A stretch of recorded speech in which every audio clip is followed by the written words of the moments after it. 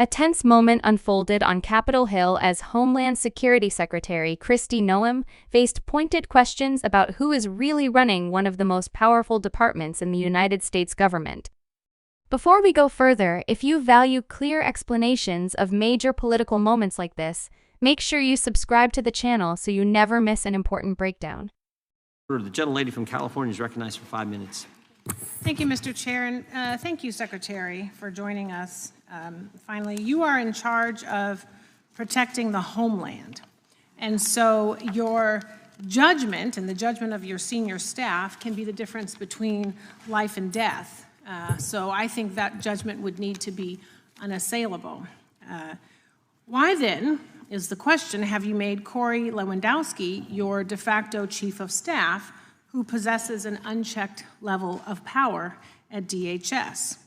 Under your leadership, this person has done things like fire your FEMA administrator while sitting behind your desk, which is your job to do, lobby to build the controversial detention facility known as Alligator Alcatraz, which has turned into a legal boondoggle costing Florida millions, and have veto and reviewing and signing power over large DHS contracts and grants, which again is your job.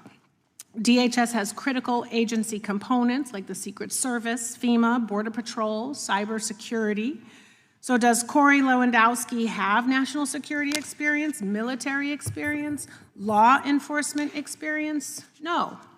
He is a lobbyist, a failed campaign manager, which is causing my constituents who are waiting for their FEMA dollars and me to wonder what are his qualifications for this job. So according to the Wall Street Journal, you and Mr. L have a close relationship that has made President Trump, quote, uncomfortable. The president reportedly denounced Corey Lewandowski as your chief of staff due to reports of a romantic relationship between the two of you. So instead, you designated him as a special government employee, a position he has had well beyond the allowed 130 days and requires him to disclose if he is making money off of his position. Trump knows that this guy is shady.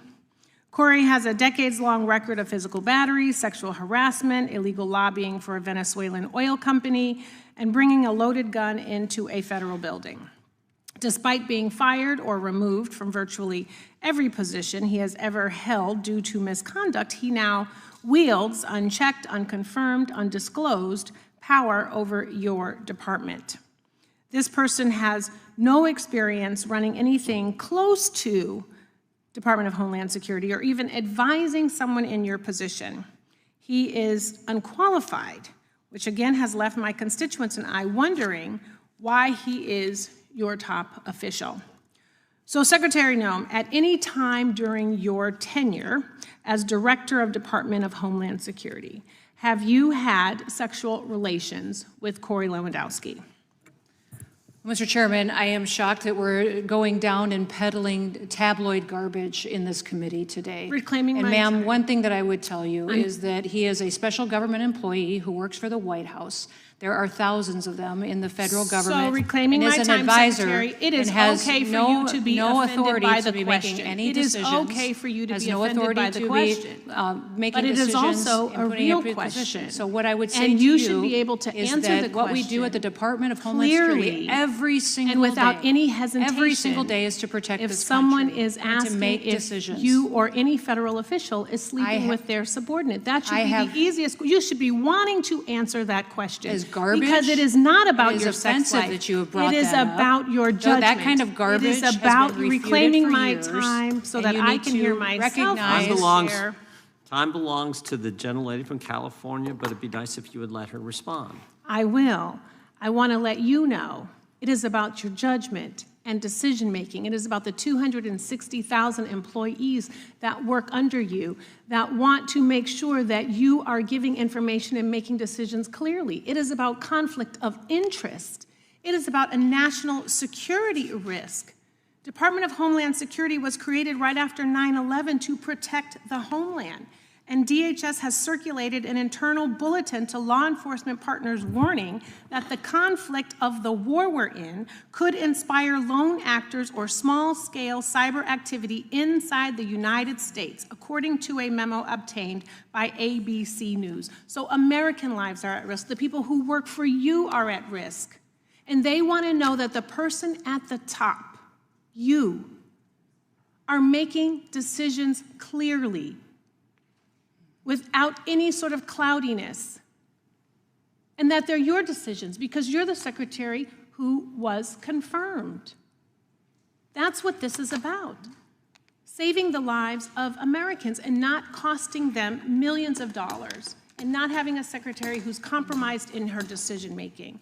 And Mr. Chair, before I yield my time, I would like to enter into the record some articles, and I'm asking for unanimous consent.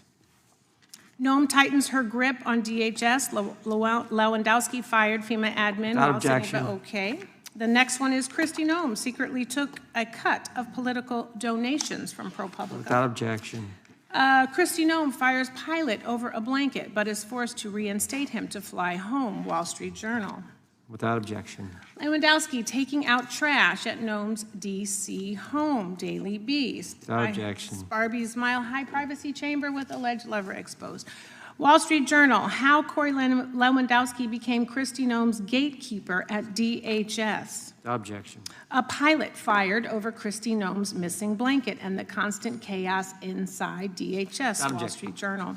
Police charged Trump campaign manager with assault. PBS News. Without objection. Woman who accused Corey Lewandowski of assault speaks out. I don't want this to happen to anyone else. CBS News. Lewandowski's firm quietly inked deal with Venezuela-owned company, Politico. Without objection. List of U.S. cities raising security amid Iran conflict. Newsweek. Without objection. Kristi Noem, I have a few more, I'm sorry. Kristi Noem misled Congress yesterday about top aides' role in DHS contracts. Without objection. Policy number 10271 from ICE, it is an anti-fraternization policy prohibiting romantic or sexual relationships between supervisors and their subordinates. And with that, I yield. Without objection. Gentleman from Texas, recognized 5 minutes. What began as a routine oversight hearing quickly turned into a deeper conversation about influence, accountability, and the people operating behind the scenes at the Department of Homeland Security. During the hearing, a Democratic lawmaker from California opened her questioning with a reminder of what is at stake. The Department of Homeland Security is responsible for protecting the United States from both domestic and international threats.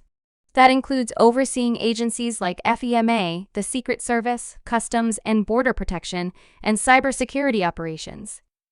Decisions made at DHS can affect disaster relief, border enforcement, and even national security. According to the lawmaker, that means leadership at the department must be beyond question, because judgment at that level can literally determine life or death outcomes.